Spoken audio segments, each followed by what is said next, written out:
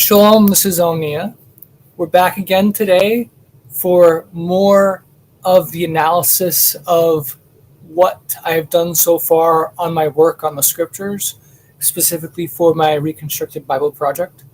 My friend has gone through many of the Old Testament books and produced parallel versions for me, going through different versions of each of the biblical books and putting them line by line underneath each other and then marking the differences. And after that, I will edit what he has done and fix it and tidy it up. But basically, I wanted to show you guys the state it's currently in, what the work he has done for me based on my instructions I gave him. And so we've been analyzing the scriptures that I have worked on so far with my friend. Let me just double check, make sure it is live on my YouTube channel. 1 second here. Okay, let's see here. All right, looks like we're good. So with that said, I'm going to get started. Right now we don't have any viewers, but that's okay. Hopefully people will check this out later. I started at 2 o'clock or 2:15 today instead of 3 because we have moved family dinner back to Sundays. We were doing Mondays for family dinner, but now we are switching back. But with that said, so I had to start at an earlier time. It used to be 3 o'clock when I tried to start, but now I'm going to be going forward. I will be probably starting around 2 p.m. on Sundays. So let's start going through where we left off. All right, we were going through the book of Isaiah. So let me just pull up the PDF file of Isaiah.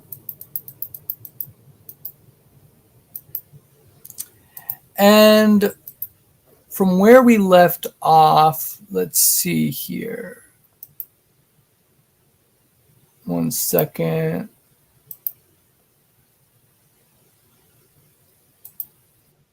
One sec. Let's see. I'm just checking to see what section that we left off at. All right. Looks like, let's see here.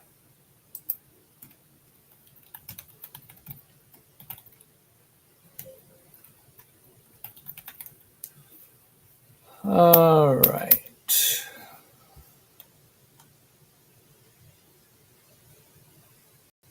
So it looks like we were right around here when we left off at. So 1 sec while I just confirm this.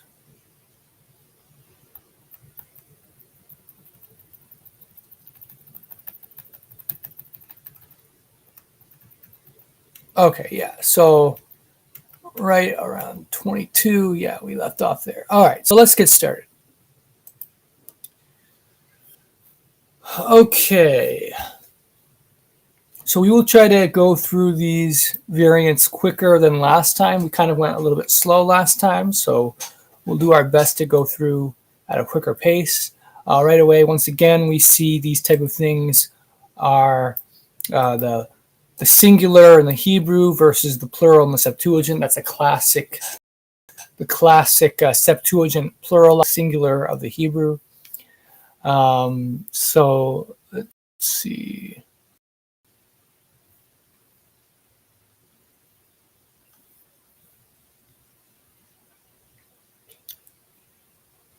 Yeah, so we talked about this part last time, the vision versus Zam. The word for vision is hazon. So that sounds very similar to Zion. So that's probably where the translators got confused there.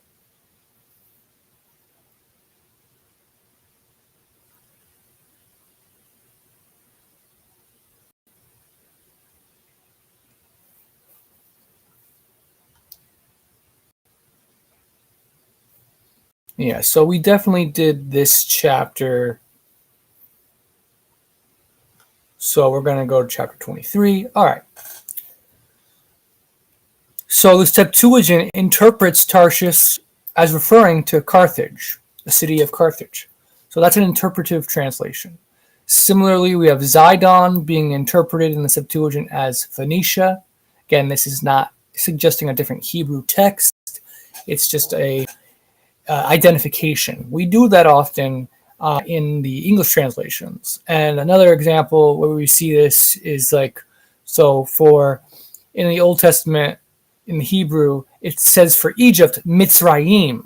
But in English, we translate it as Egypt, which is a completely different name. But it's the name, I believe it's the Greek way that they said that.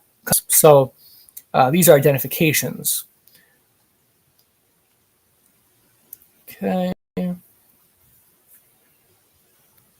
Here we have the seed of Sihor.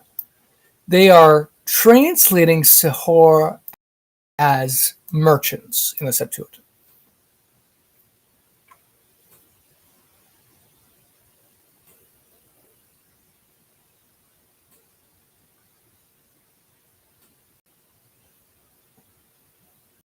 Okay.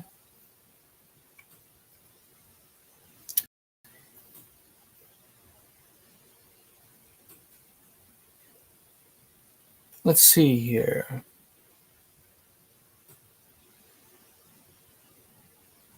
So a very different tradition right here. Is she inferior or she has no strength? All that we see here is the crowning. We also see whose traffickers are honorable of the earth, which appears to be missing in the Septuagint. But we know that the Septuagint sometimes changes the word order. But what I would suggest is that her own feet shall carry her afar off to sojourn may be the comparison to this part. But it's obviously a very different. Now here we have daughter of Tarshish. And there's nothing that corresponds in the translation to daughter.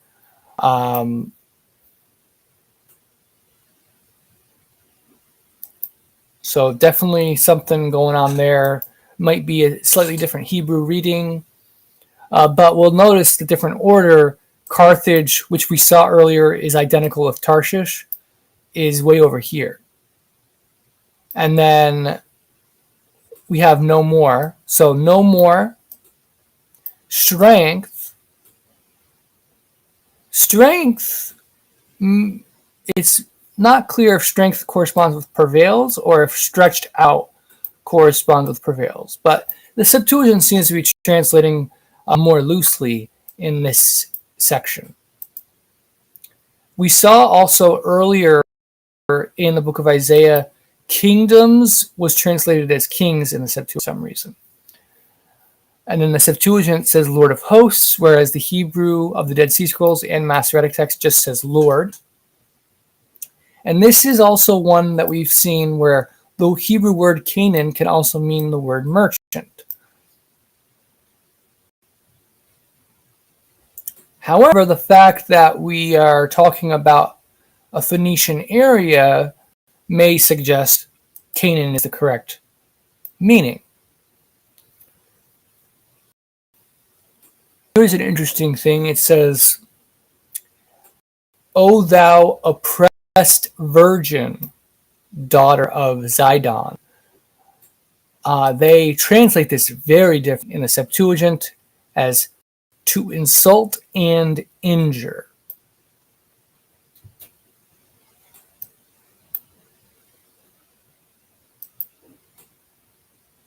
This is pretty much the same thing. If thou depart, you pass over, depart, that's essentially the same thing. Let's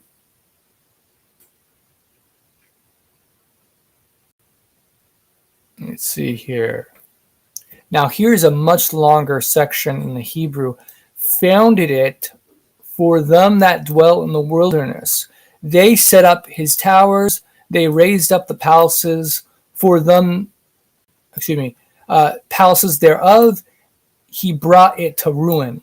Septuagint significantly shorter, saying this also is laid waste by the Assyrians, for her wall is fallen. So Septuagint definitely messed it up there, skipping a line, probably by accident. That happens by the scribes. They will often skip lines accidentally. Here we have the Dead Sea Scrolls either is missing this or it's a the Dead Sea Scrolls occasionally will have a missing line due to a fragment being missing. So this scroll that we talked about is the Great Isaiah Scroll. It preserves basically the entire scroll of Isaiah, but there's a few lines that were damaged in the scroll. So this, I think, may be one of those lines that was partially damaged. But so we have, let's see here.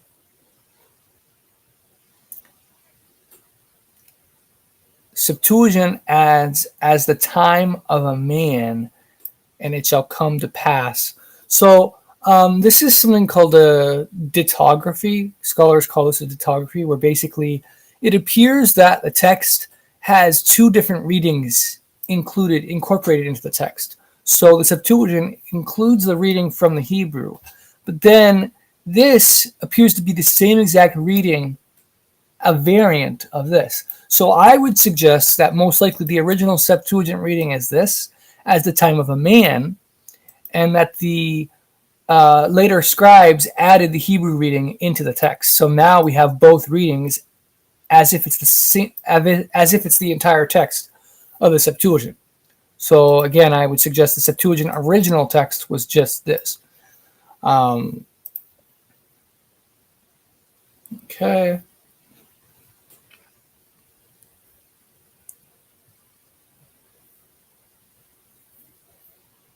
Let's see. And we're just skipping a lot of these things here. Here we see a little bit different word order.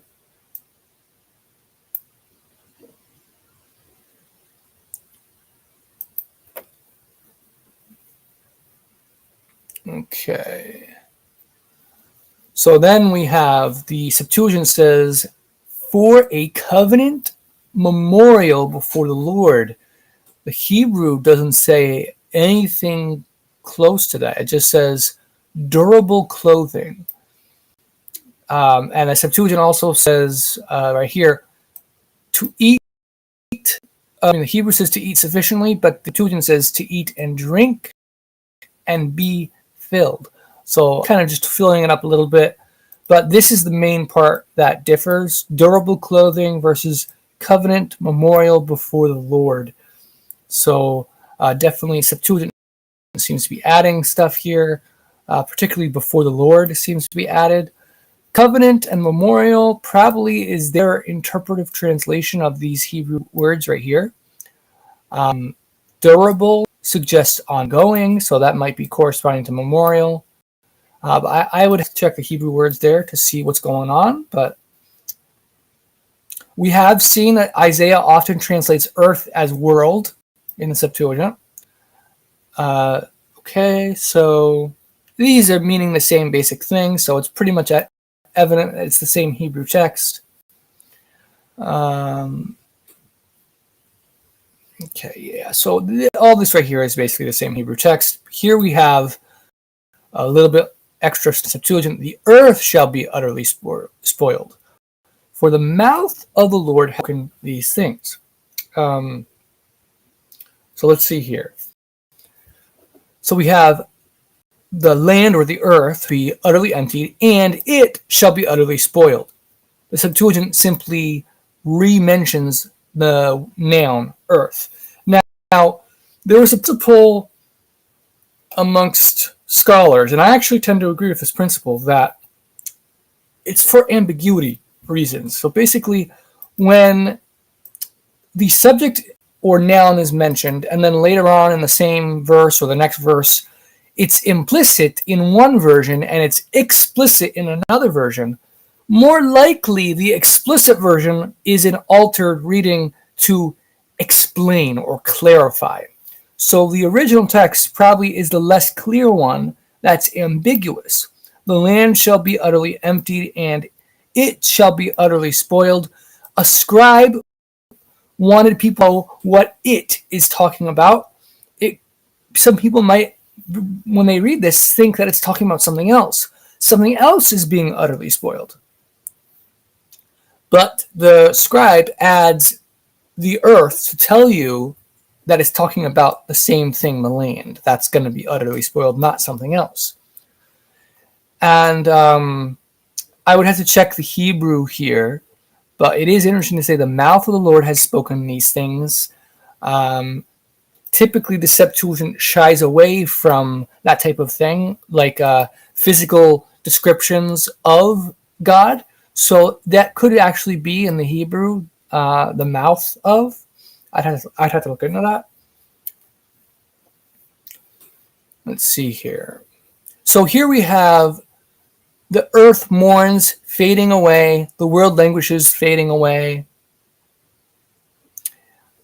Then we have in the Septuagint, the world is ruined. So basically what the Septuagint appears to have done is combine the language, because it's very repetitive, fading away and fading away right here. So to simplify the text, the Septuagint simply combines the different words into a single word, ruined, because ruin basically covers the same idea as languish and fading away.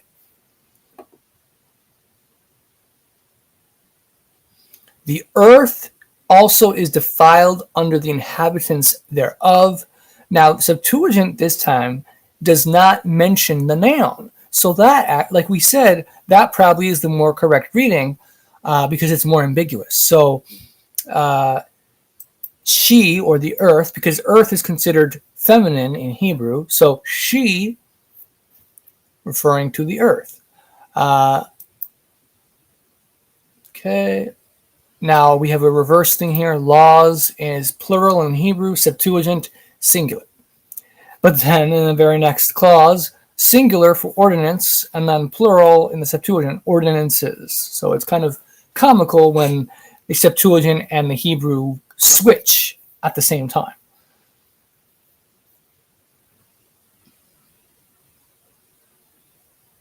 Okay, let's see here. We have of them that rejoice. The noise of them that rejoice ends, the joy of the harp ceases. So we have something where it appears to be the case that the Septuagint has accidentally skipped due to, this is the common phenomenon by the scribes where their eyes are moved off the page and then they come back to the page and their eyes skip to a similar thing. So here we have ends and then ceases.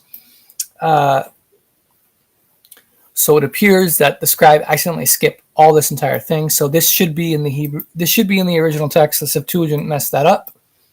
Here we have they are ashamed. That is a different translation of with a song. And remember I said and I believe often is not in the original text. So whenever you see and in a variant, when it's not in the other, you can pretty much dismiss and as not part of the original text. And is interpretive, like it's like basically punctuation added by scribes. So the Dead Sea Scrolls has and in the text, but that should not be in the original text. We have the city of confusion. Of confusion appears not to be in the Septuagint.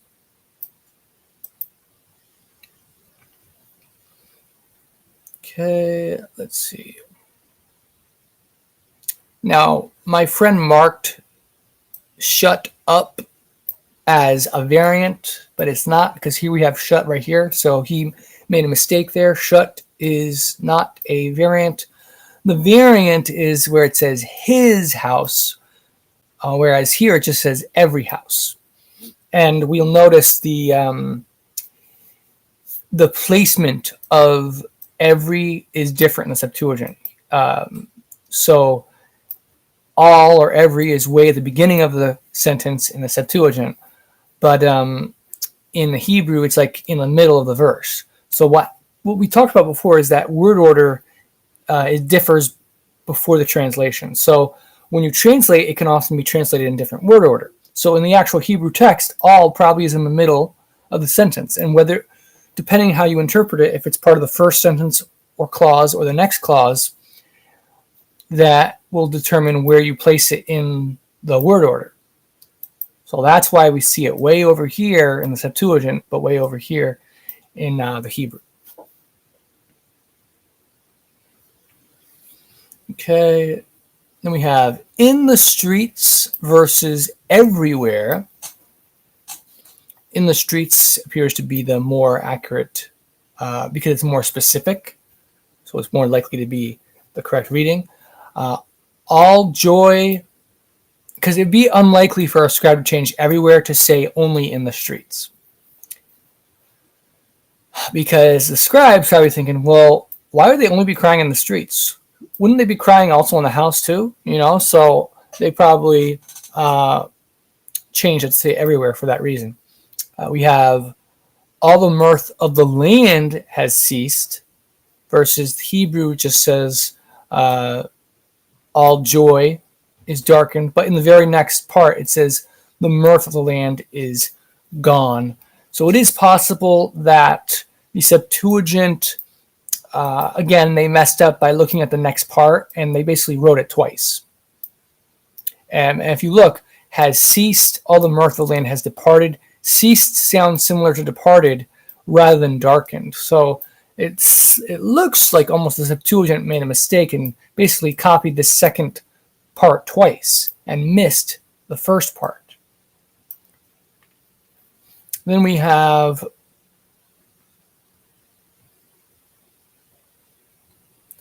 gate is smitten with destruction versus houses being left shall fall to ruin. But gate, again, it's hard to imagine why someone would change houses to gate, so gate is more likely the correct reading. In particular, the scribes tend to go with the more difficult reading, unless the difficult reading is nonsensical or like ungrammatical, it doesn't make sense. It's like a clear error. But if it's a more difficult reading, it is more likely to be the correct reading. We have all here. All is nowhere in the Hebrew.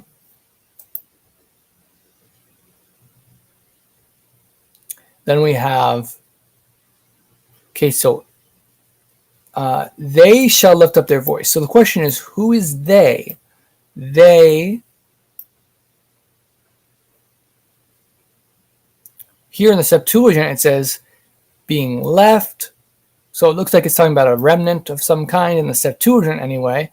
So the Septuagint gives the interpretation, they that are left on the land. So it's probably an addition by the Septuagint.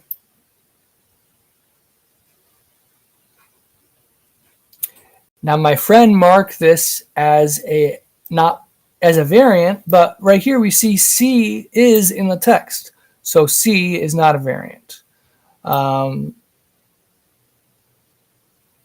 Troubled and water seem to correspond to cry aloud.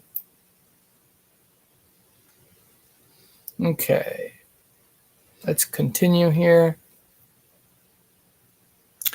Oh, this is interesting. This is quite shorter. We have, well, okay, the name of the Lord right here. And then, all right, so it's not actually shorter. It's just, again, it's different word order. So we have the name of the Lord, God of Israel, in the isles of the sea. Septuagint has it way down here. The name of the Lord, and then God of Israel. O Lord, God of Israel. So different word order here. And then fires appears to correspond with shall be glorious.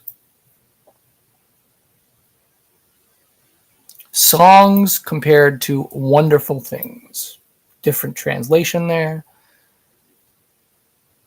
Now, remember I said I prefer, in my methodology, I prefer first person versus third person readings. So we have, but I said, my leanness, woe to me.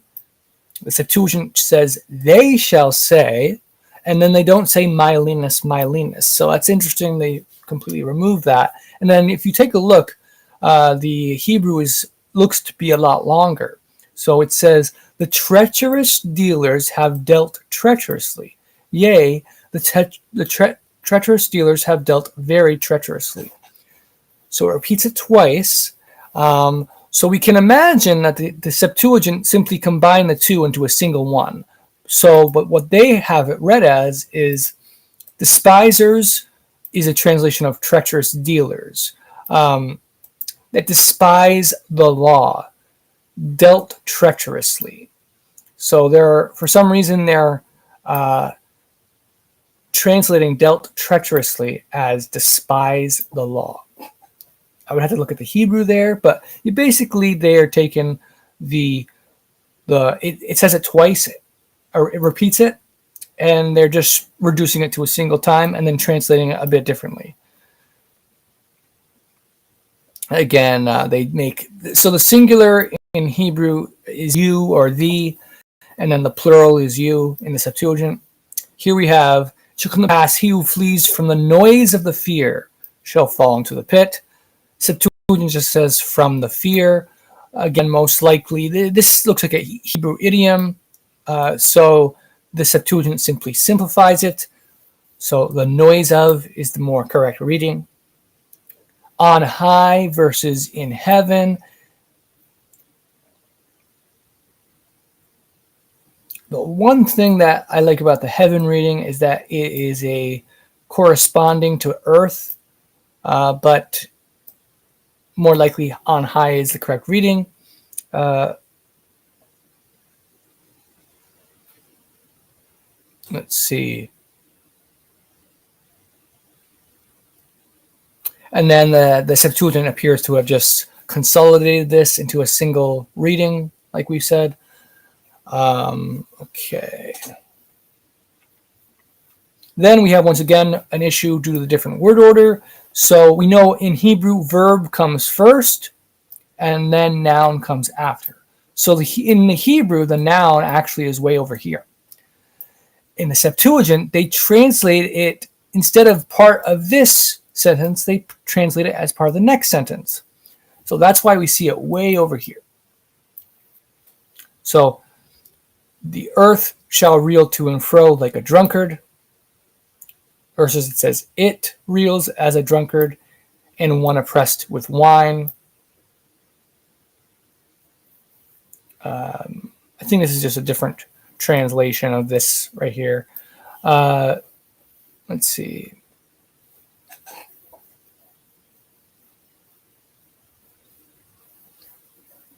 It shall come to pass in that day. So in that day is not in the Septuagint, it appears. Then we have punish the host of the high ones on high. We already saw that they changed on high earlier to heaven. The kings of the earth on the earth. That sounds like a very awkward reading. Let's see here. Lord shall punish the host of the high ones on high, and the kings of the earth on the earth. Well, so that's a parallelism. So we have here host of high ones on high and kings of the earth on earth. So it's repeating twice. So most likely the repetition is correct. But I can understand the Septuagint scribe finding that to be awkward. Kings of the earth on the earth.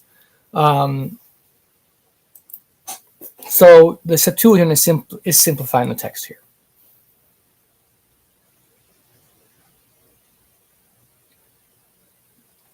Okay.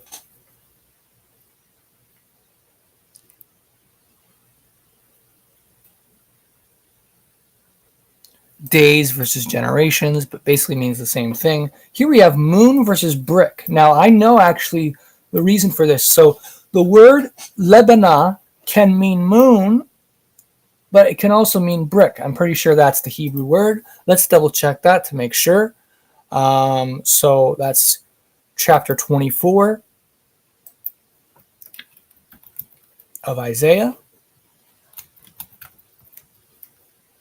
Let's take a look here.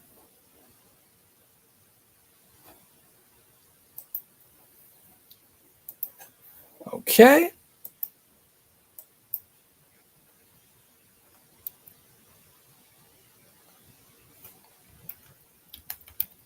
So we have moon. Let's take a look if it's Lebanon, if I'm right. Yep. So Lebanon right here.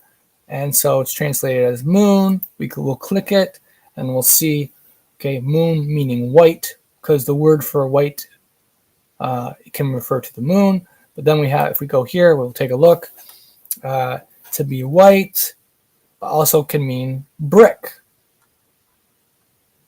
because bricks were made of white, clay or whatever. Okay, so now let's go back to our text of Isaiah. We have here, the sun ashamed. The Septuagint says the wall shall fall. So a very different reading there. One second here.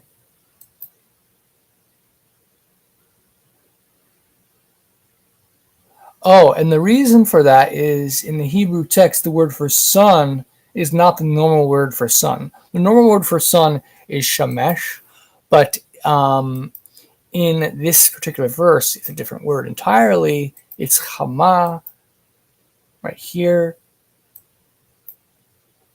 So we'll take a look. The sun, chama, basically means the hot, the heat, the heater.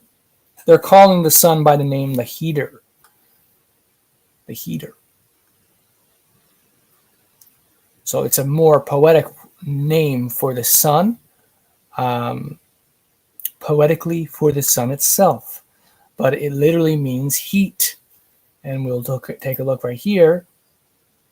Hot, warm, but there's a similar word that means wall apparently.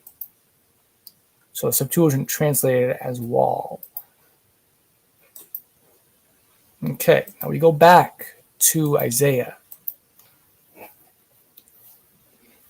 So we have here Lord of Hosts. In the Hebrew, Septuagint simplifies it just to say Lord, and then Mount Zion versus just Zion.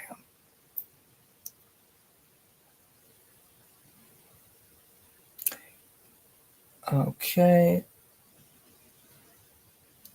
Hebrew, O Lord, thou art my God. We did talk about how the Septuagint seems to remove the idea of my God, your God, his God, their God, as if we had different gods. So they don't like that type of language. So that's probably why they removed it in the Septuagint.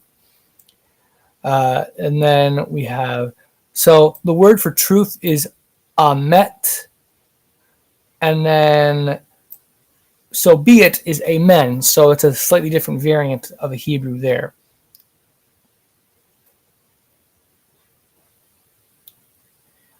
Here we have, it shall never be built. The Septuagint says, the city of ungodly men shall not be built forever.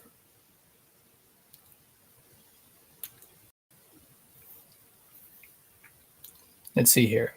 So I think they're translating strangers perhaps as ungodly men, or interpreting it as ungodly men.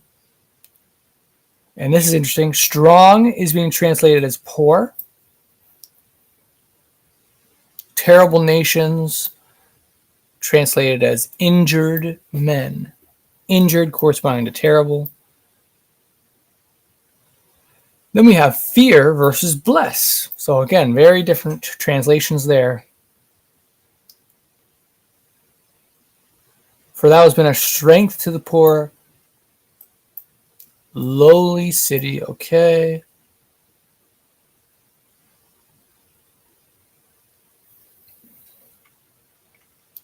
Let's see here.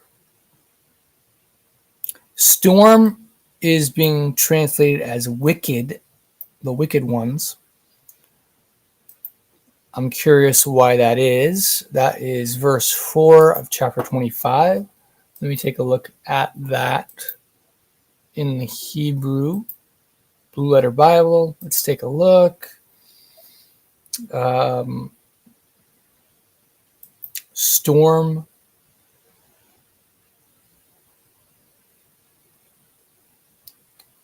Yeah, I'm not sure in particular why. I would have to do more study on the Hebrew, where they're getting wicked from. But there's probably a word wicked that's similar to storm.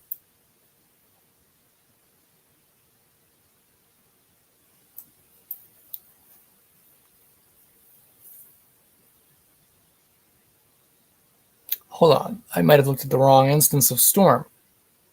Let's see. No, it's the same word, just twice. Okay. So, and it's significantly shorter in the Septuagint, as we can see.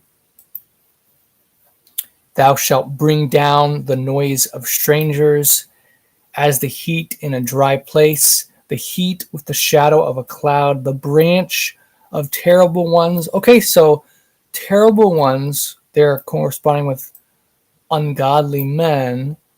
So back here, where was the ungodly? Ungodly men corresponds to perhaps to terrible ones.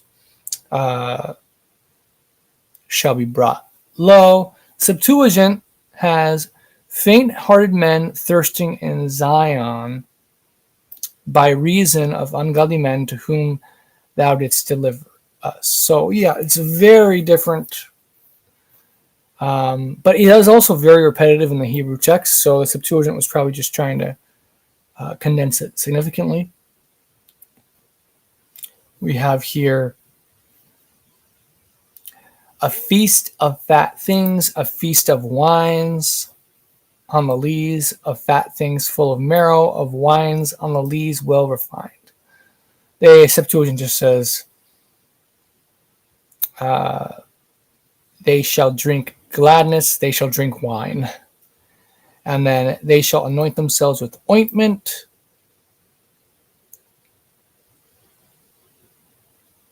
So very different translation in these couple verses here.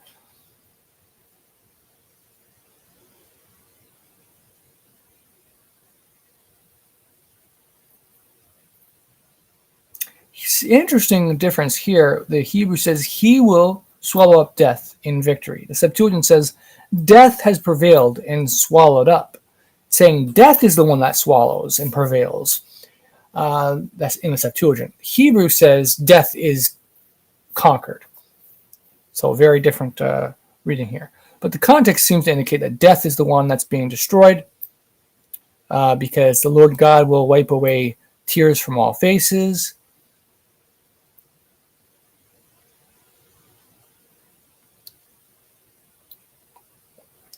Septuagint once again adds, the mouth of the Lord has spoken.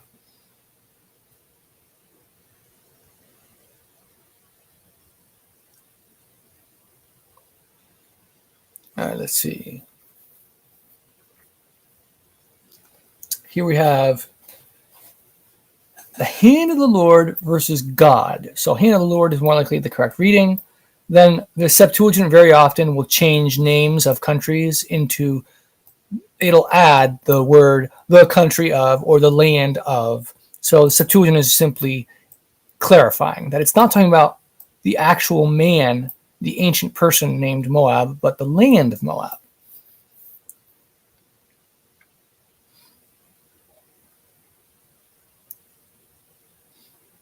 Okay.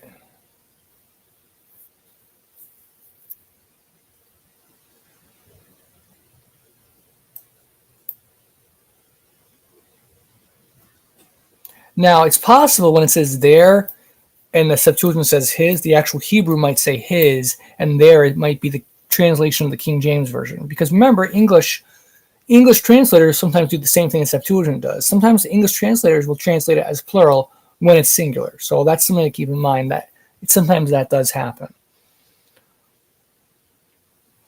Okay.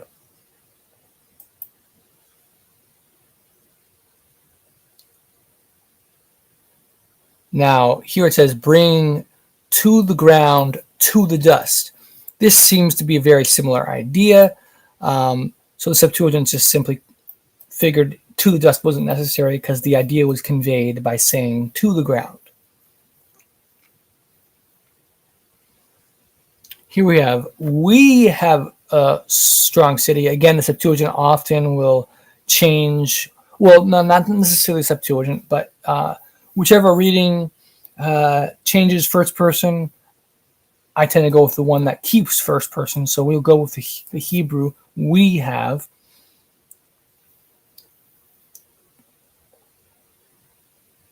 Here we have the nation that keeps righteousness versus the righteous nation. That's essentially the same thing. So I don't really consider that much of a variant.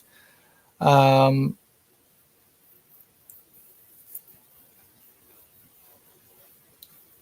let's see here.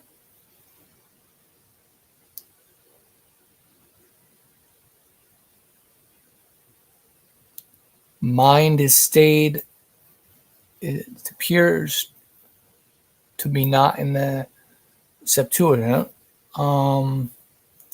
Let's see. With confidence, though, maybe with confidence corresponds with mind is stayed. That's what I would probably say. In the Lord Jehovah, so probably in the Hebrew here it said Adonai Yahweh is everlasting strength.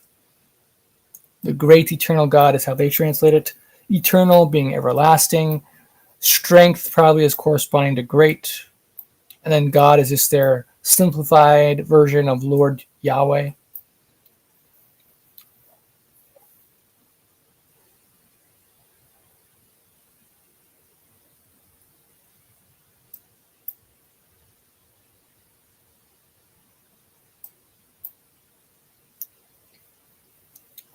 Let's say here. Again, ground, also saying to the dust. Septuagint again removes the reference to the dust. We have here foot, singular, changed to plural in the Septuagint.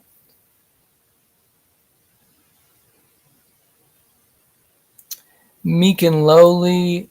It looks like. Hold on a second here. So it mentions foot and feet twice in the Hebrew. It says foot here and then feet. But then the Septuagint only says it once. So again, this probably is an example of combining the two things. We have here poor and needy. Poor and needy seems to be meek and lowly. They're combining it. Tread it down is trample. And then they are combining foot and feet into a single thing. So they're just combining it into a single thing, right?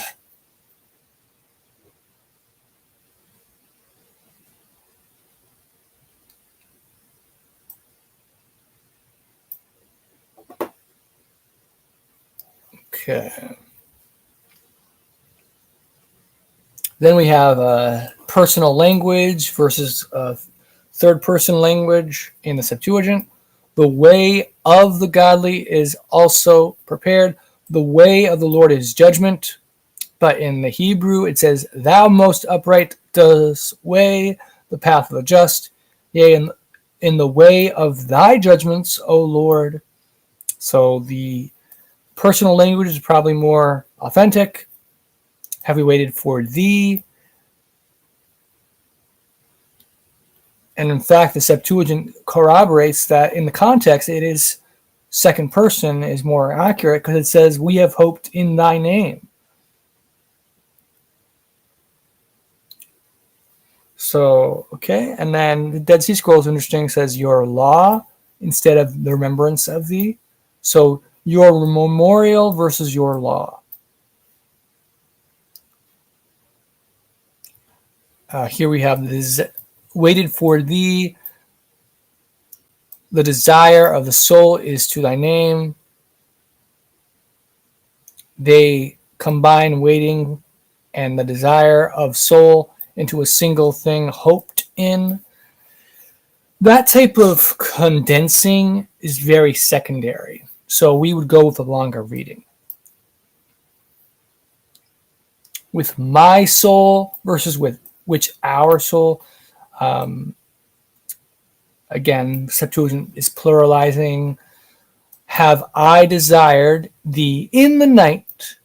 Yea, with my spirit within me will I seek thee early.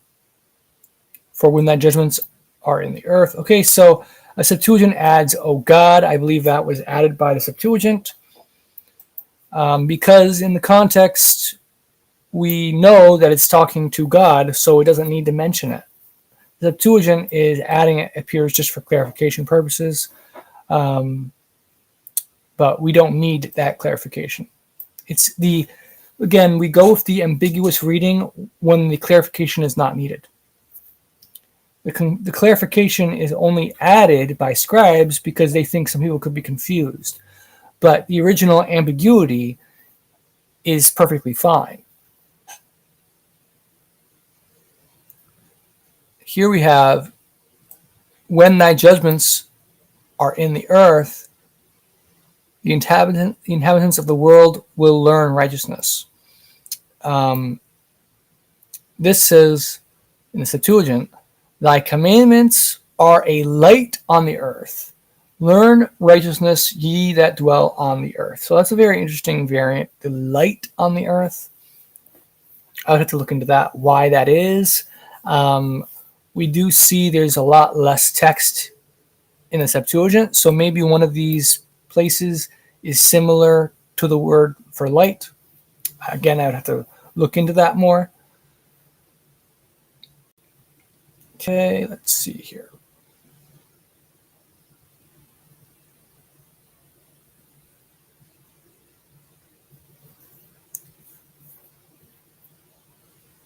Again, we won't necessarily go through all these examples of differences because there's just so many different translations. Personal language here, fire of thy enemies, is more likely to be the correct reading than the third person. Lord our God versus Lord thou. So second person is more personal, so I would go with the second person more likely. Let's see here. Let's see. Here, this is interesting. It says, Lord our God, lords beside thee have had dominion over us. By thee only will we make mention of thy name. The Septuagint says very differently. It says, O Lord our God, take possession of us. O Lord, we know not other besides thee. So the Septuagint actually makes it sound like they never had other lords being in dominion over them. So a very different translation. It changes the meaning. But it's very clear that whatever the Hebrew is for lords here, they're translating as take possession of.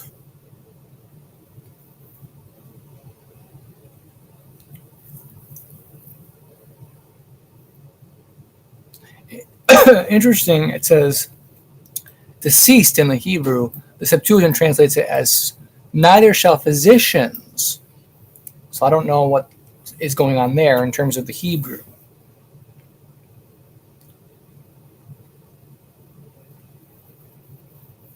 Okay, this is an interesting one. So memory in Hebrew is almost identical, same word to the word for male in Hebrew. So let's show that now. So the word for, let me share the screen.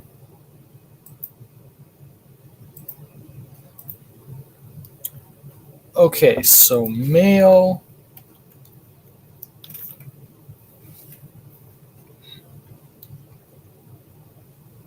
Let's take a look. So it should be Zakar. Zakar is male. So we take a look here. Male. So we click that. Now we see what is it from. It's from the word remember. To remember. To make a memorial. And we have the noun form of it as well. Let's see where the noun form of it is. Memorial. Okay, so as a noun, memorial. This is my name forever in Exodus. This is my name forever, and this is my zikar, memorial unto all generations. So we can see that that is the explanation for the variant in Isaiah right here where it says, made all their memory to perish, versus the Septuagint has taken away every male of them. So a different interpretation. Now, more likely, the Hebrew is the correct interpretation, but we have to at least be open to the possibility that the Septuagint is the correct reading. But if we let's take a look at the context for a second here.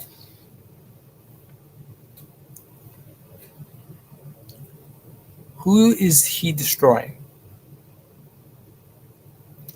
Favor be showed to the wicked.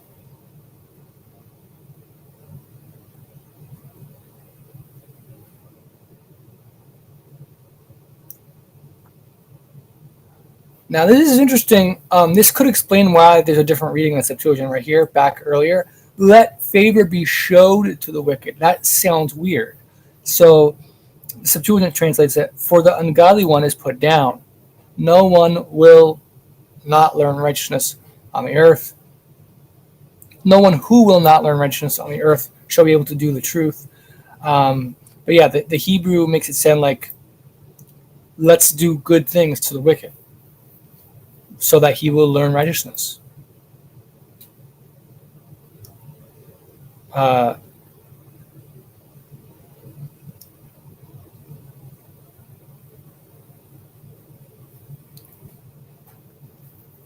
So let me see here. The dead, they shall not live. The deceased, they shall not rise. Therefore, you have visited and destroyed them and made all their memory to perish. Versus bring more evils on them. Very interesting difference there.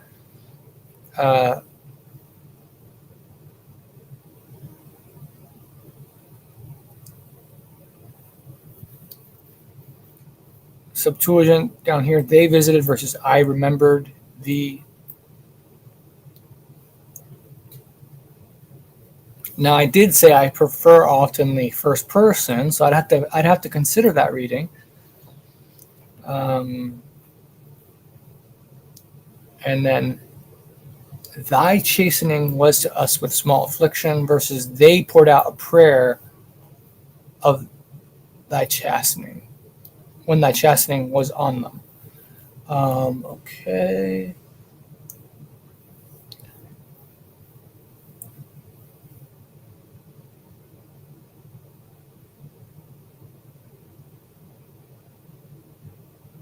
So here we have woman in travail. Travail appears to correspond with is in pain, and then with child.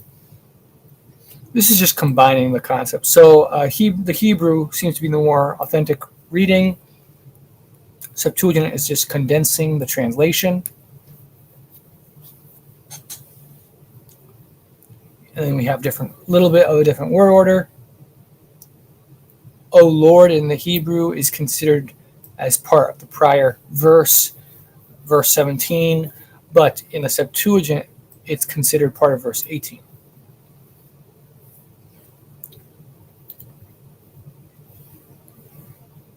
And Septuagint adds, because of thy fear.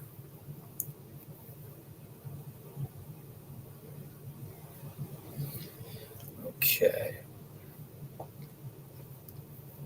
Thy dead shall live, my dead body shall they arise. Now that doesn't even make sense. That translation sounds nonsensical. So I would argue that this doesn't even make sense. I don't know how that would be a correct translation. I'd have to really look into this and see what's going on here. So the Septuagint says, "And they that are in the tombs shall be raised in the dust." They translate it as the ground or the earth. Thy do, as we said, the personal language is more likely to be correct.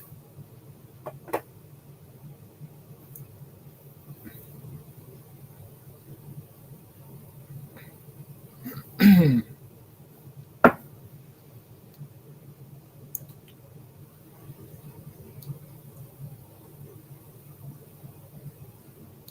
see. Until the indignation be overpassed, Septuagint adds of the Lord. So again, that sounds like a clarifying addition by the Septuagint, not part of the original text. Comes out of his place to punish. Here we have bringing wrath from the holy place. Very different reading there, holy in particular.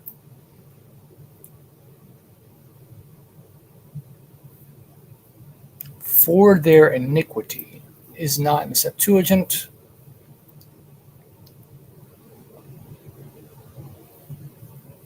Here we have with his sore versus holy. And then punished Leviathan. The Septuagint simply translates Leviathan as the dragon.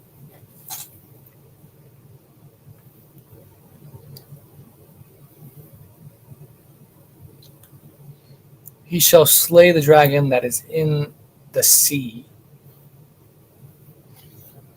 Okay. Septuagint does not have in the sea.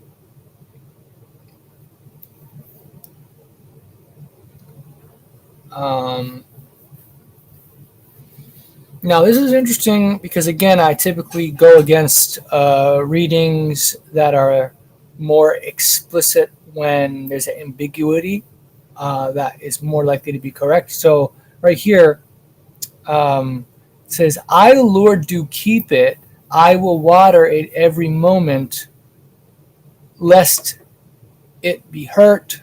I will keep it night and day." The Septuagint does not say Lord anywhere. So you would think if it said Lord in the text that the Septuagint would keep it. They wouldn't remove it. So the fact that it doesn't have it is an indication that the Hebrew text of the Septuagint did not have the Lord. Or they translated the Lord, if it was Adon, they translated it to mean something different. But we can see it's a very different translation going on here. So we'd have to very deeply look at the Hebrew text here.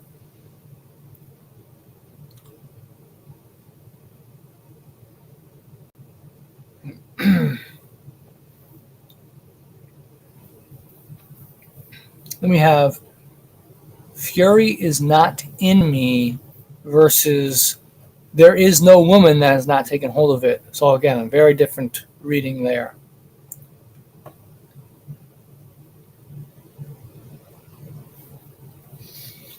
Let's see. And then we have again the well, actually, hold on. Here we have Lord. Now, Lord was right here. Maybe the Septuagint took this Lord and put it way down here for some reason. So that's a possibility. So maybe Lord is part of the text. The Septuagint placed it way down here for some reason. I don't know.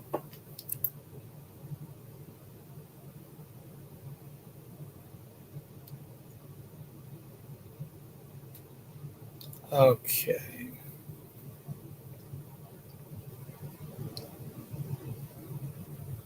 So very often we'll see the face of in Hebrew, and the face of is removed in the Septuagint.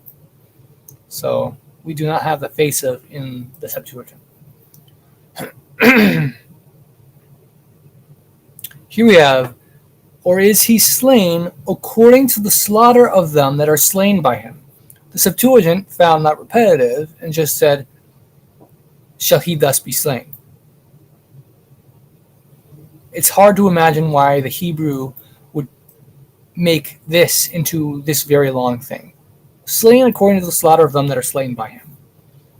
So very likely the Septuagint is just condensing it significantly because they find the repetition to be unnecessary.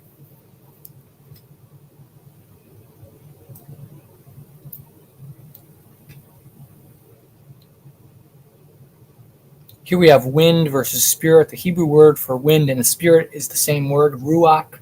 Ruach can mean wind or spirit, depending on context. In fact, in many of the books of Scripture, wind was itself regarded as spirit.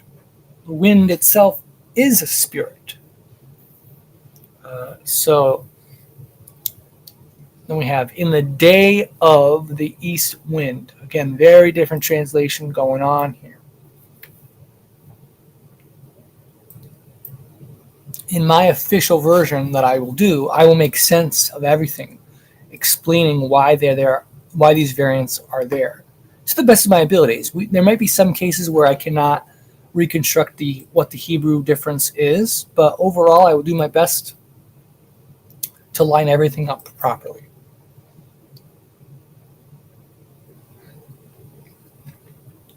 Here we have a first-person thing, which again I prefer often. So in the Septuagint it says, "When I shall have taken away his sin."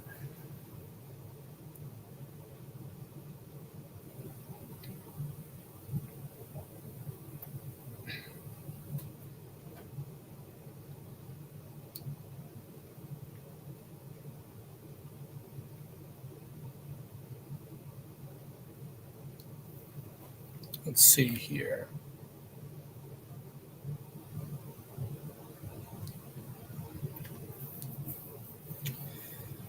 The stream of Egypt, the Septuagint translates it as Reina Korura, whatever that's supposed to mean. I'd have to look up that. But it looks like they're trying to identify which stream it's talking about. The Assyrians, so let's see. The Hebrew says, "They shall come which were ready to perish." The word for perish is abad, and it can also mean lost. So I bet you, if I was to look at the Hebrew text, I bet you it'll say abad. Let's take a look at that. So chapter 27.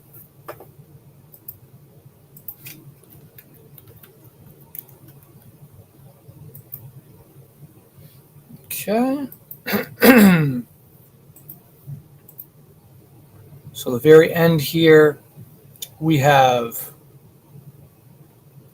ready to perish. Let's see if it says abad. It might not. Oh yeah, it looks like it says it right there.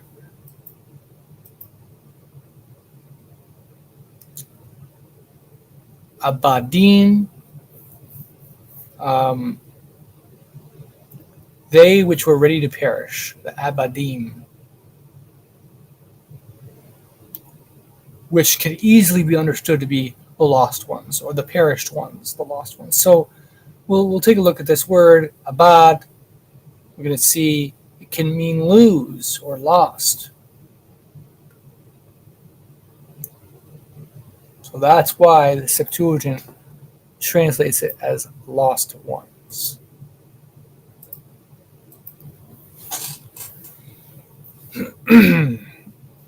And again, let's see here. Now, my friend sometimes makes mistakes in the markings here. It says the land of Assyria. For some reason, he marked land as a variant when it's not. But we have the land of Egypt. The Septuagint does not say land of, interestingly enough. Usually it's the reverse, where the Hebrew just says Egypt and the Septuagint adds land of. Okay.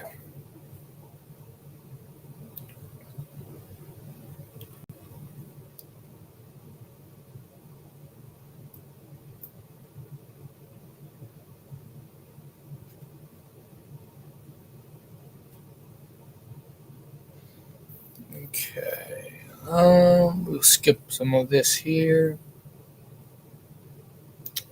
With the hand, again, different word order. The Septuagint has it down here. right here.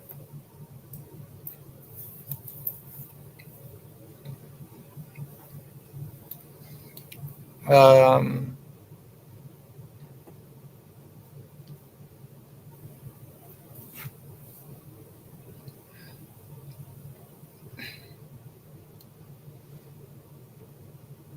let's see.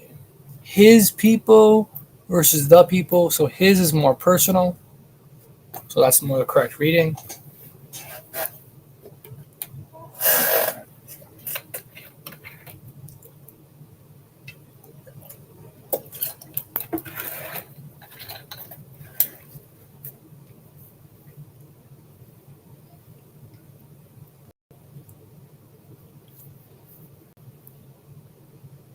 Let's see here.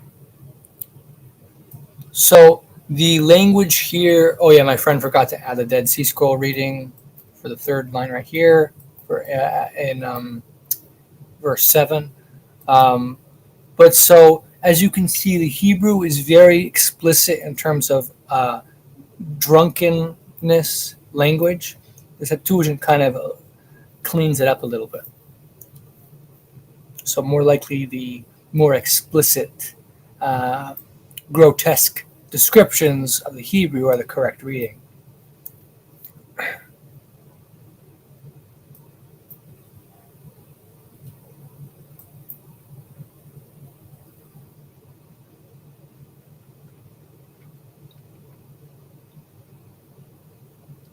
Interestingly, this is one of the common phrases that a lot of people like to quote: precept on precept, line on line. The Septuagint renders that quite differently. Expect thou affliction on affliction, hope on hope. And then they do not have anything for line upon line. Okay.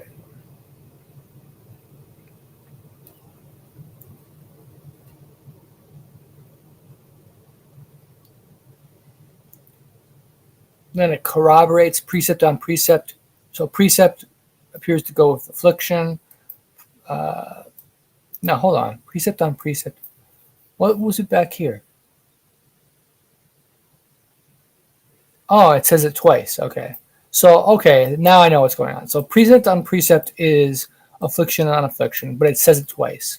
And then line upon line is said twice, and line upon line corresponds with hope on hope. So, yeah, they're just taking the repetitions and removing the repetitions. That's all that's going on.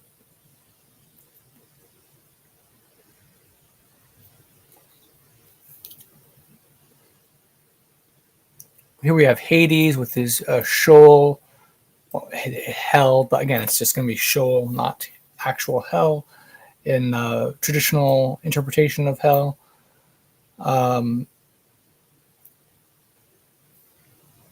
Okay.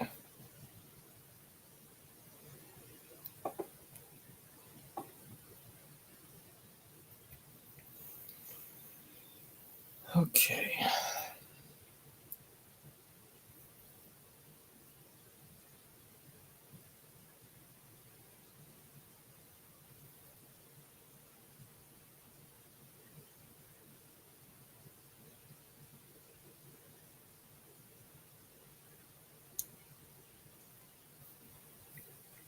Okay, let's see here.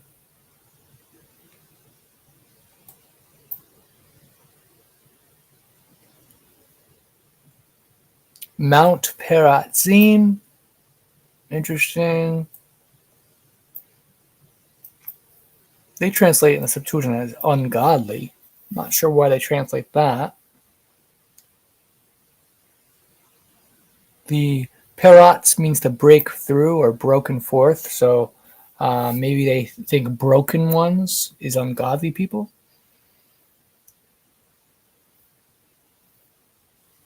Singular work, Septuagint plural.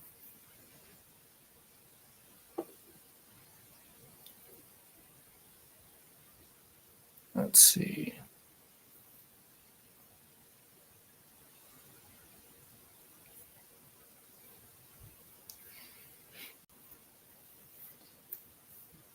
Here we have Lord God of Hosts. The Septuagint just says Lord of hosts.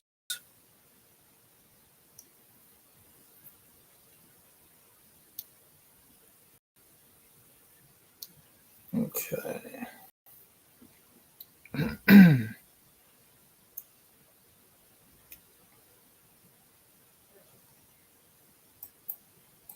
His God versus thy God. That's an interesting difference there. I'm not sure which is the correct reading. I have to look at that.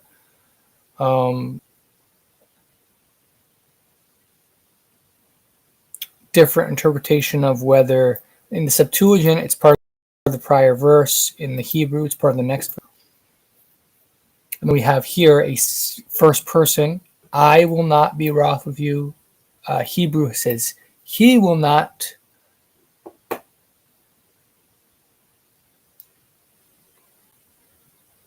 And it says the voice of my anger. But it's a very different translation. And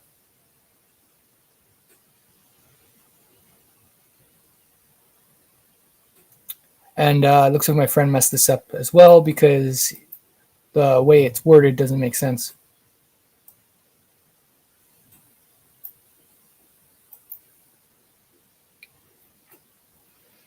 Let's see here.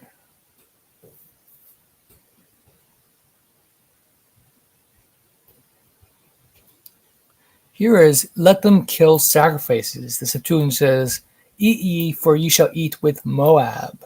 Let's take a look what's going on there. Chapter 29. Let's see if it says anything related to Moab.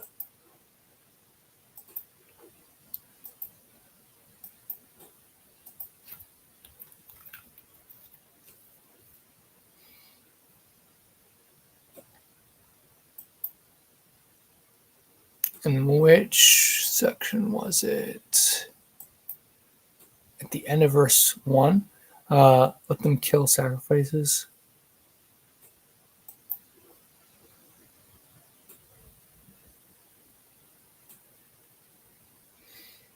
Yeah, I am very much confused where they got Moab from. Let's take a look at the next verse.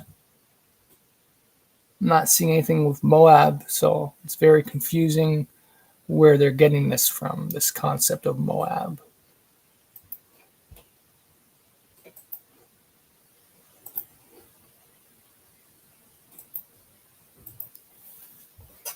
Okay.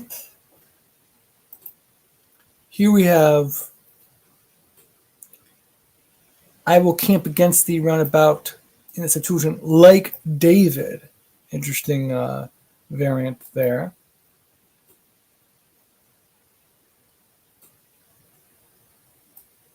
Thou shalt be brought down versus thy words. Then the Septuagint also says to the earth.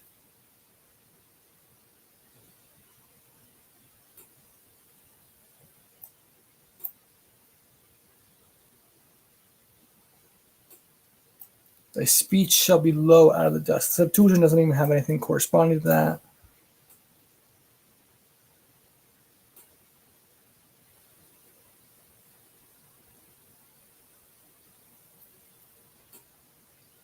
Okay. Here we have, even all that fight against her. Septuagint changed it completely to say fight against Jerusalem, interestingly.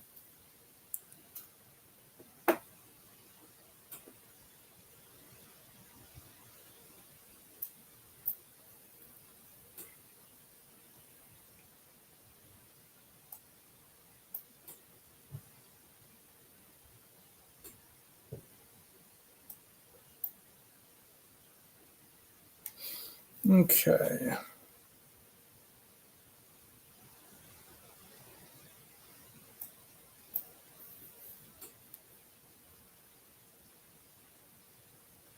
I'm trying to skip some of these because it's repetitive stuff. Pray thee is mentioned twice in different places, not in the Septuagint.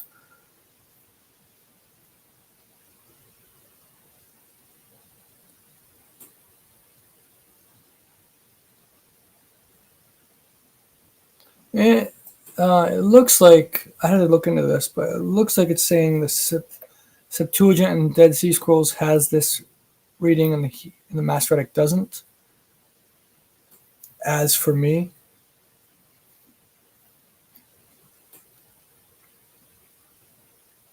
here we have, I will destroy the wisdom of the wise, but in the Hebrew it just says the wisdom of their wise shall perish. So is it I destroying it, or just saying that their wisdom will be destroyed?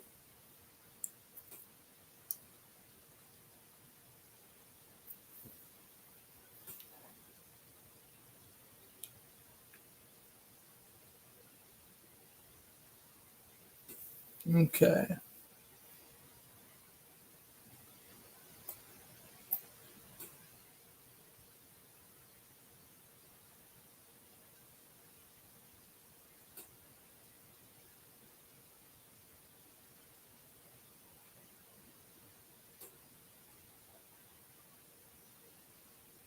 Overall, the Septuagint seems to be condensing a lot of these things in the Hebrew. So it gives the overall impression of inferior text. We have Carmel in the Hebrew. The word for fruitful or for field or something is Carmel, and it is being interpreted as a name in the Septuagint.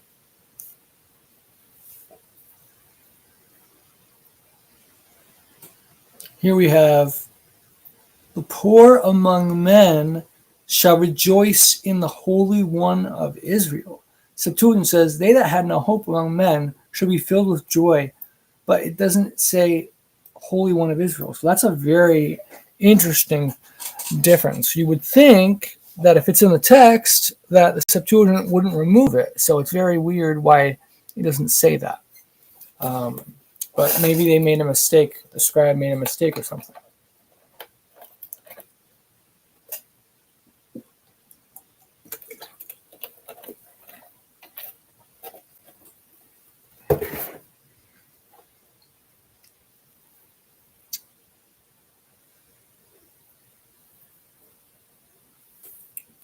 Let's see here. Now, so far we don't really have anyone on today. Maybe I threw people off by doing this at an earlier time, at 2 instead of 3. But we'll see what's going on. I might, going forward, I might start going back to the Church Fathers series. If people don't want me to keep doing this, that's fine. I'll go back to the Church Fathers series. But yeah, so far what we've done is we've gone through a good chunk of the Old Testament books. So I was going to go through the Old Testament books, the ones that we've done so far, and show you guys the main variants. But if people aren't interested in that, we can always go back to the Church Fathers series. Let me know, for those of you who watch the video later, what you are more interested in, if you want to see more of these videos, or if you want to go back to the Church Fathers series. Okay.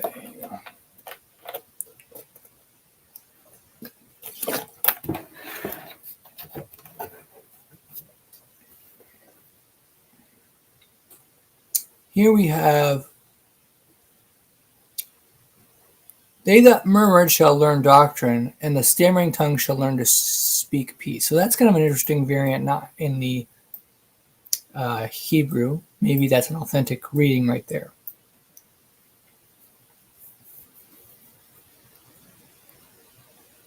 And we have covenants in the Septuagint, but in the Hebrew, cover with a covering. Then we have here, at my mouth, Septuagint, of me. Probably my mouth is the more correct reading.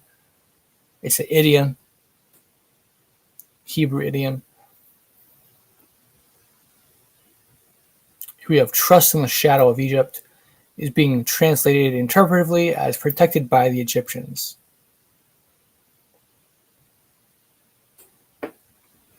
Zoan is being interpreted as the place name Tanis. And then Hannes is being translated as evil.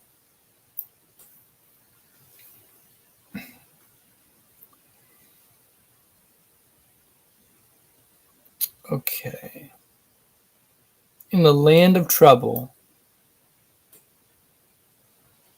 Septuagint doesn't say land.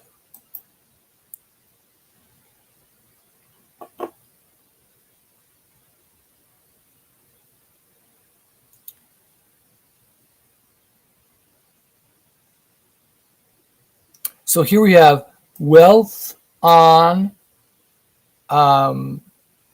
asses and camels, but the Hebrew says riches and then treasures. So the Septuagint is combining riches and treasures into a single word, wealth, and then just shortening it.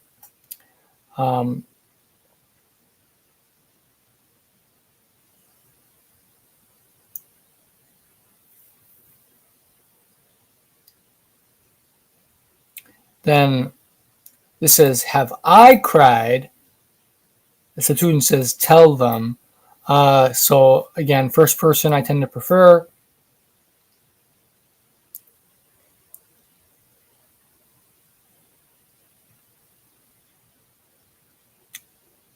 Okay.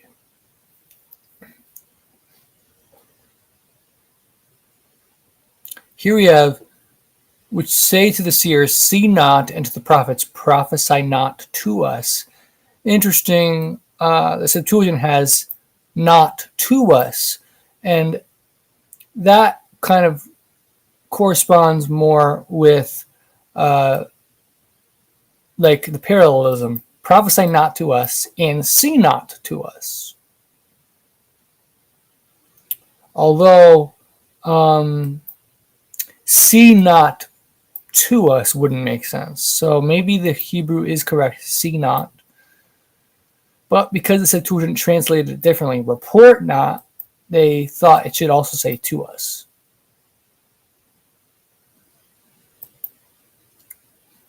Although it appears that they switched the order here because it says see visions, so that probably corresponds with seers.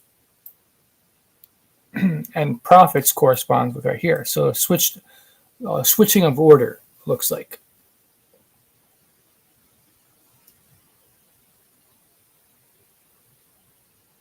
And report appears to just be translation of prophesy.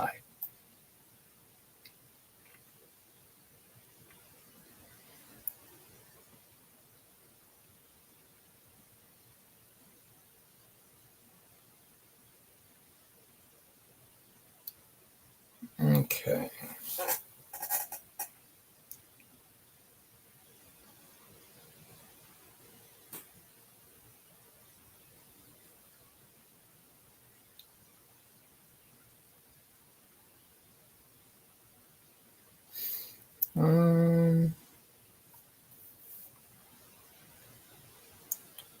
Here it says, but ye said no, for the Septuagint does not say no.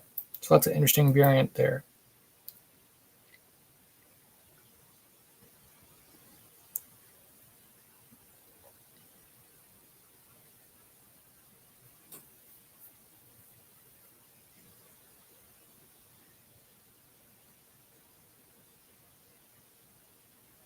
Let's see here. Here we have the people versus the holy people. Then thou shalt weep no more. So that's personal language, not in the Septuagint. Although then it says, pity me in the Septuagint. So me is personal language as well. Then we have he. The Dead Sea Scrolls says the Lord will be very gracious to thee. More likely, the Lord is not part of the original text.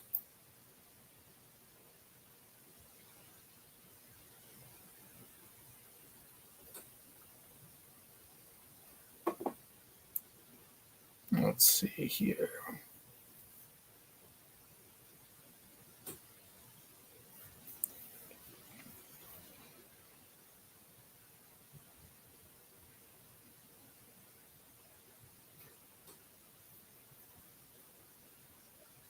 So a lot of these descriptions are very detailed and lengthy, and the Septuagint just kind of condenses them significantly.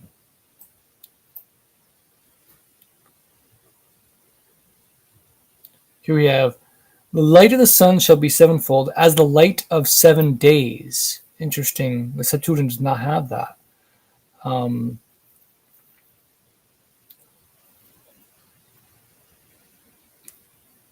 You could see why they might remove that, because it sounds like, what is that even supposed to mean? As the light of 7 days.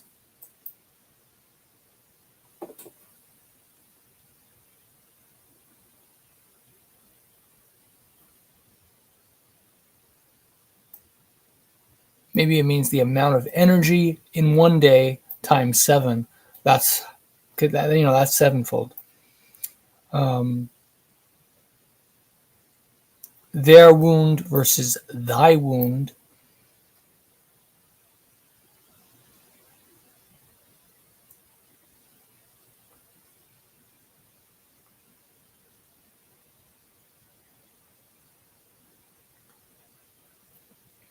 So many interesting variants that can make it confusing as to what the correct reading is. Let's see here. Go into my holy places continually. Here we have holy right here. So holy corresponds to holy.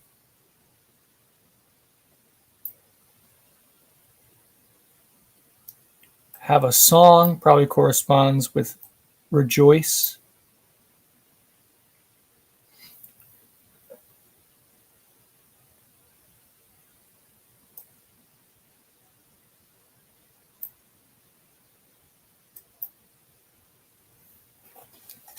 Mighty One is being translated as God in the Septuagint.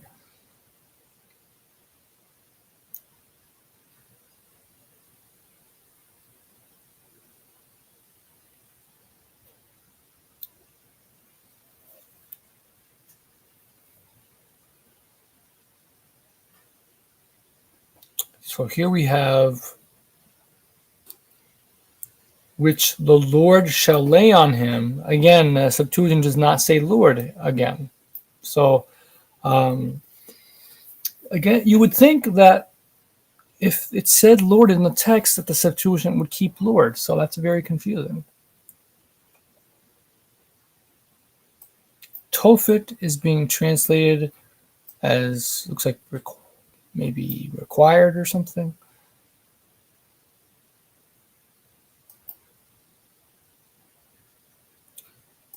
Here we have God, so maybe God is Lord right here, put way down here.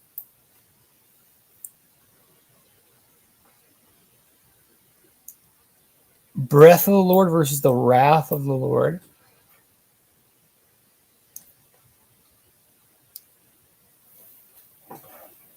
So here we have stay and trust is combined into a single word in the Septuagint.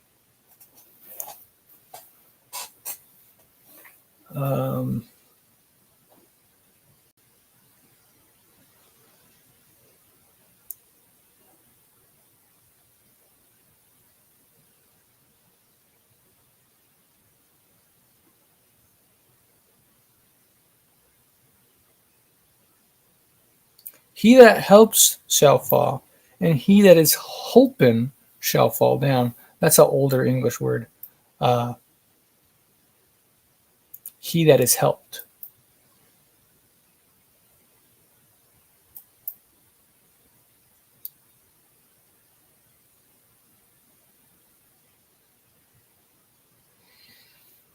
Multitude of shepherds. The Septuagint just says he has taken.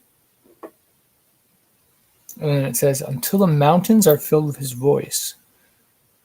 Very different readings here.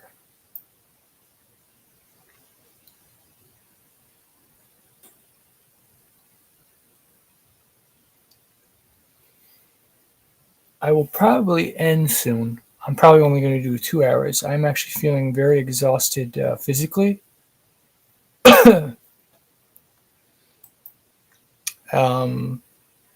So let's see here.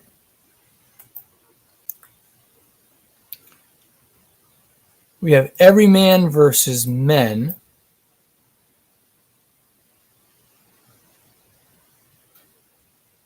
And I see someone watching right now, so let me know in the comments if you want, whether you think it's a good idea for me to keep continuing the series of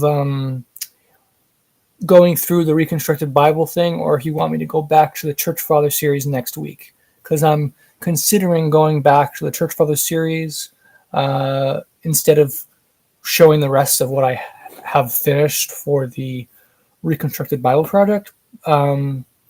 But let me know what you think.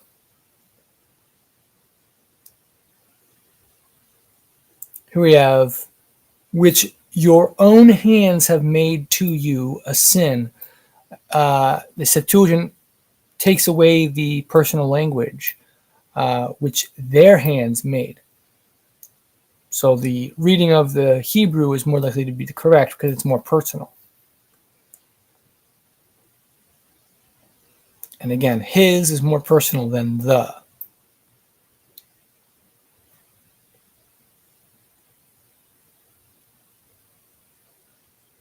We have here, whose fire is in Zion, versus blessed is he that has a seed in Zion. Quite different translation there. And household friends in Jerusalem versus his furnace in Jerusalem.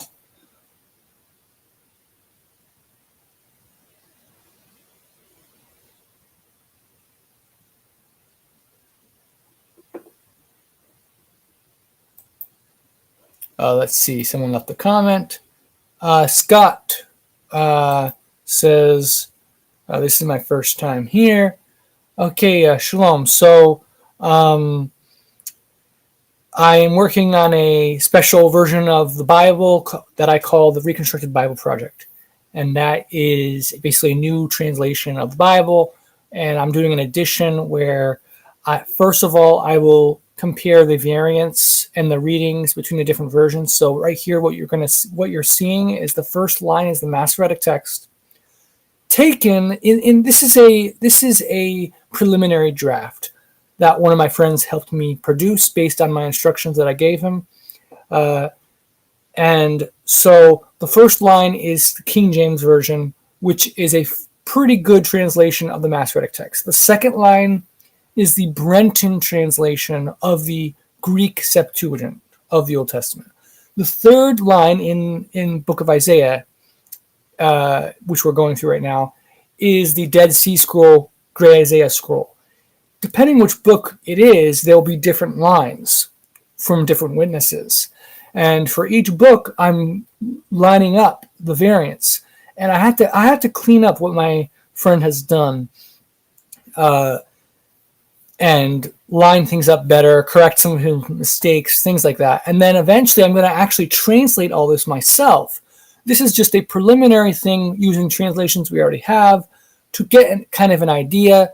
But in my final version of this, it will be translated fully by myself. And then the next step is doing what I call the reconstructed version that I'll be making, where I will reconstruct the text and then translate it myself in a very original way. So that's the process. It's going to take a while. But I've basically been going through the last few weeks and sharing some of what my work has been done so far with my friend that's been helping me on this. And so we're looking at the variants here. We have as a hiding place from the wind, so chapter 32 of Isaiah. Septuagint says, hide his words. So nothing about the wind. And then we have Zion shall appear in Zion, but nothing about Zion in the text of the Hebrew. The eyes of them that see shall not be dim. Septuagint, they shall no more trust in men. Look at very different readings here. But so far what we've seen is that the Septuagint tends to be an inferior version for this book of Isaiah specifically.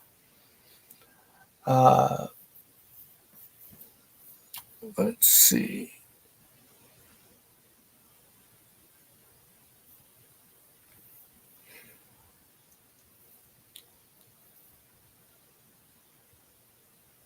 And my version also, when I go through and clean this up, you're going to see how it lines up a lot better than what the current work here. And the Hebrew will be translated more accurately.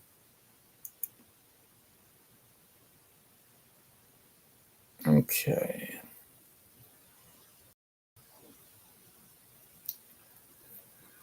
So I'm going to skip ahead because there's an interesting thing to share with you guys.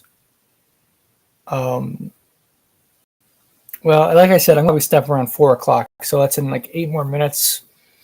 But basically, starting around chapter 36, we have a parallel text with 2 Kings chapter 18. So we have 5 lines here because we can actually use the Hebrew Masoretic and the Septuagint of 2 Kings as parallel readings for the book of Isaiah. So chapter 36, we have 5 lines. So you see, then verse 14 is only in 2 Kings. It's not in Isaiah. But then it goes back and it has 5 lines again. So it's very amazing to see the same exact passage in 2 different books, because we can compare it very detailed and see the variance between the 2 books. And that can help us reconstruct what the original text was, using Kings and Isaiah as 2 independent sources. So chapter 36, chapter 37 has the same exact text, essentially, with a few variants here and there. And then we have, let's see here. Hold on. Okay. Chapter 38 as well.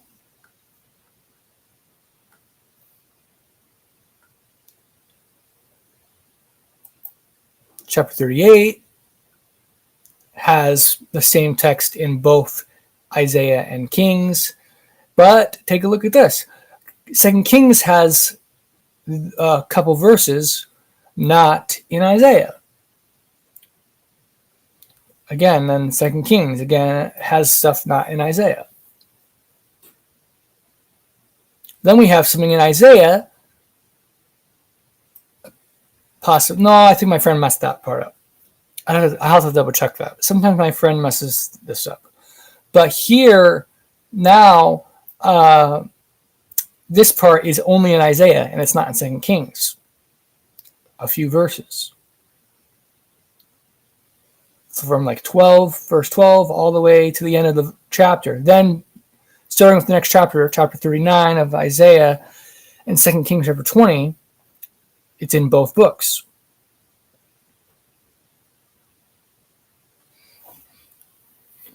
And then chapter 40, it's just Isaiah again. So I actually make the case, there's really good reason to believe that those chapters should not be part of the book of Isaiah. So Scott says, that's awesome. Sounds like a big project. Yeah, I've been working on this for years, but I want to make sure I know Hebrew and Greek very well before I actually officially do the translation. So that's why I haven't really done it quicker. This has been like over 10 years that I've been working on this. But I've been buying a lot of books.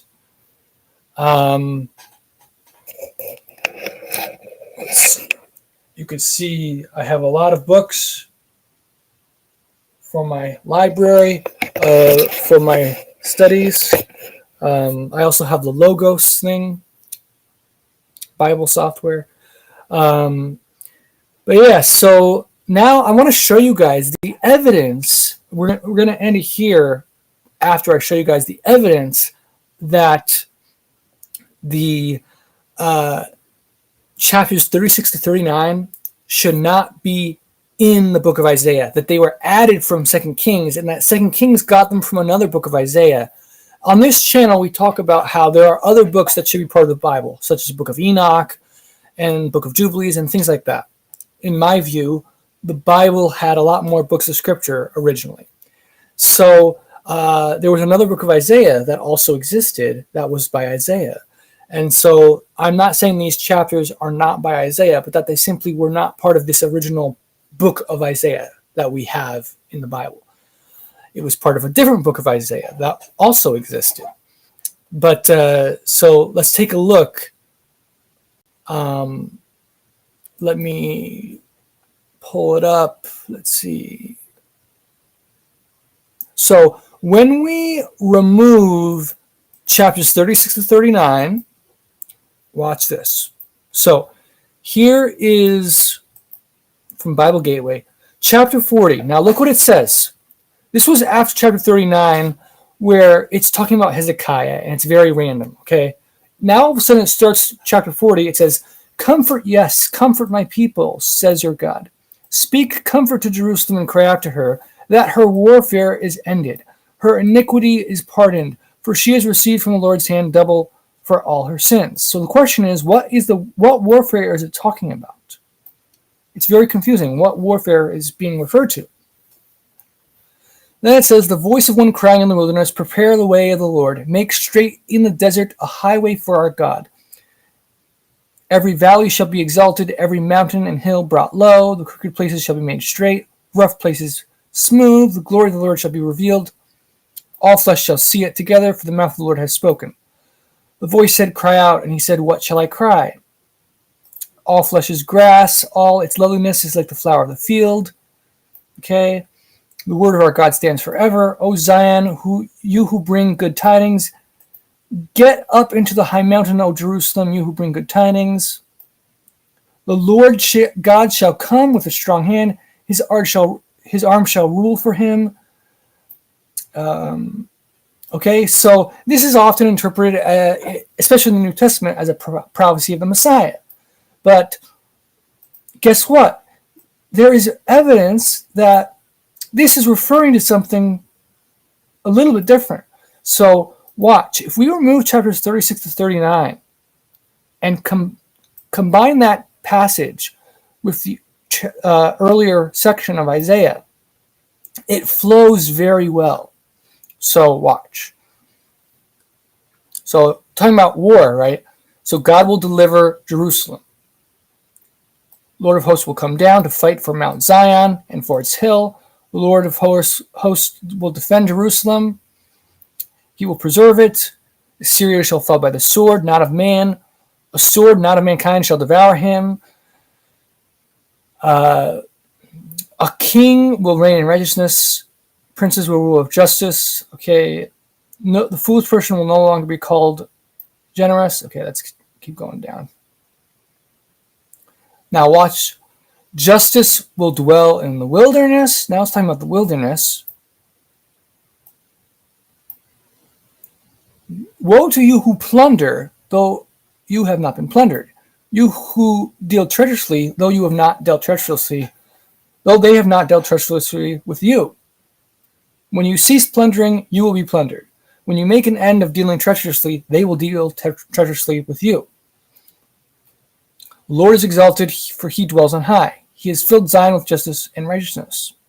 Now look at this. Surely their valiant ones shall cry outside. The ambassadors of peace shall weep bitterly. The highways lie waste. I will rise, says the Lord. I will be exalted. I will lift myself up. The sinners in Zion are afraid. Your eyes will see the king in his beauty. They will see the land that is very far off. Look upon Zion, the city of our appointed feasts. Come near, you nations, to hear, and heed, you people. The world and all things that come forth from it. The indignation of the Lord is against all nations, his fury against all their armies. He has utterly destroyed them. He has given them over to the slaughter. Also their slain shall be thrown out. Their stench shall rise from their corpses. The mountains shall be melted with their blood. The host of heaven shall be dissolved. The heavens shall be rolled up like a scroll.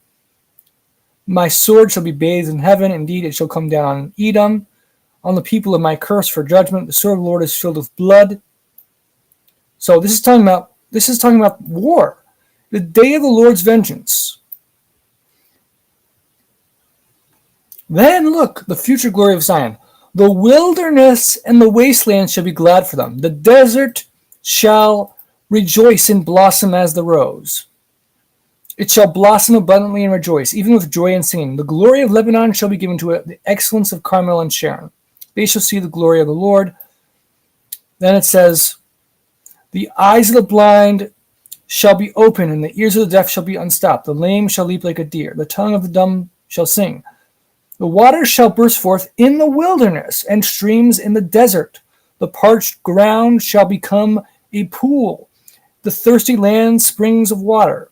In the habitation of jackals where each lay, there shall be grass with reeds and rushes.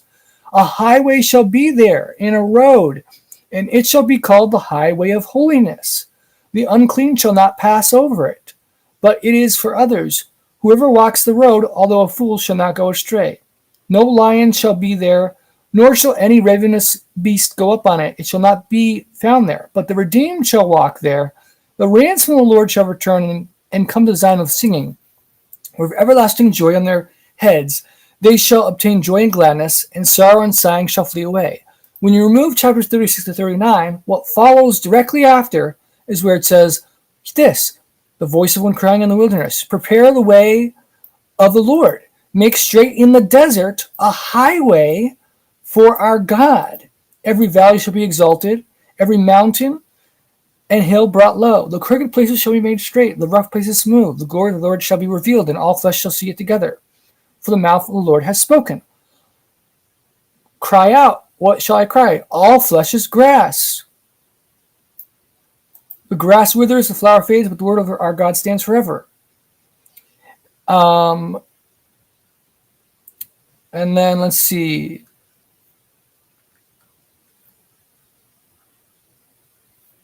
But yeah, so basically, when you take out chapters 36 to 39, you see that the wilderness and the highway for our God in the desert is referring to the highway of holiness.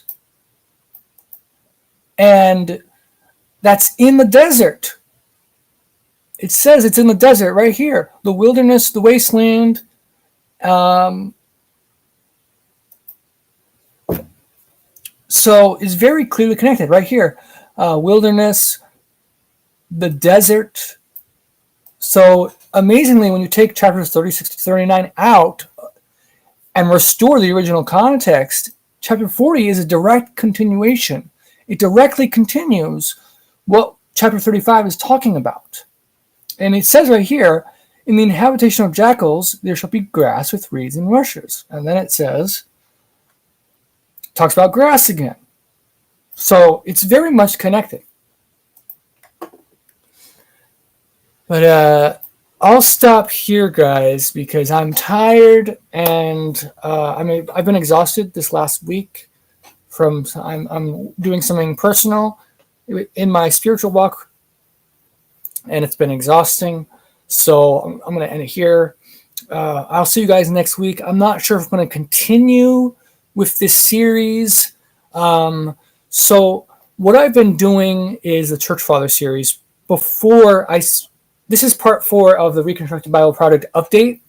But before I started this update, I was going through the Church Fathers. Specifically, we were doing Justin Martyr. And thank you for subscribing. I appreciate it. So next week, I might go back to going through Justin Martyr, Dialogue with Trypho, and we're analyzing it from a biblical perspective. Or I will do part 5 of the Reconstructed Bible Project. So we'll see what we do next week. For those who watch the recording, please leave a comment. Tell me what you prefer. If you guys prefer me to continue this Reconstructed Bible Project update series, then I'll do that. But otherwise, I'll go back to the Church Father series. Let me know what you guys prefer. And we will be doing 2 o'clock instead of 3 o'clock going forward on Sundays due to my family doing the family dinner on Sundays again. So yeah, it'll be 2 o'clock Eastern time next week. Shalom, guys. Hope you guys have a great week. And Scott, I hope you check out some more stuff on my channel. I have a lot of controversial things on it, but anything you find questionable, please share your thoughts, concerns, your comments. But there's just a lot of cool stuff on my channel, so please check it out when you get. But a lot of my videos are very long, so just keep that in mind. But anyways, God bless you guys and have a great week.